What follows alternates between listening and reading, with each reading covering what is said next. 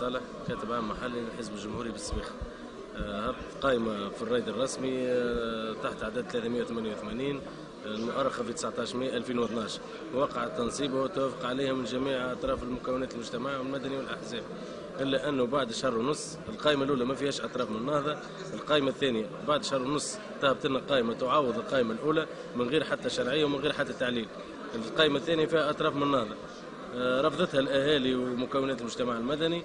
السيد الوالي والسيد وزير الداخلية أعطاه تعليمات بتنصيب القائمة بالقوة العامة، إلا أنه ولامس تجينا قوة رهيبة اقتحموا مقر البلدية واعتدوا على العباد وفيهم حتى اللي مشوا للسبيطار ونصبوا القائمة الثانية بالقوة العامة، فرقوا العباد بالغاز المسيل للدموع.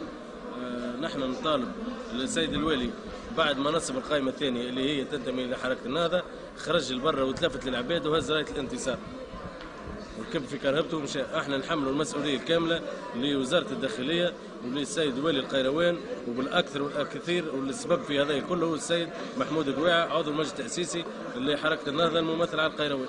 اعتداء لي هددوني في داري، بعثوا لي جواب اللي يفيدك نهارين ترحل من السبيخه او يقوم اغتيالك. نحن ما حبيناش كيما كيكا. وقع الاعتداء على رئيس النيابه الخصوصيه نتاع القائمه الاولى، نفس الاشخاص اللي اعتدوا على رئيس النيابه الخصوصيه يمكن من غدوه اعتدوا علي انا، معناتها ملثمين ضربوني بآلة حاده في يدي وقالوا لي معناتها راك تموت.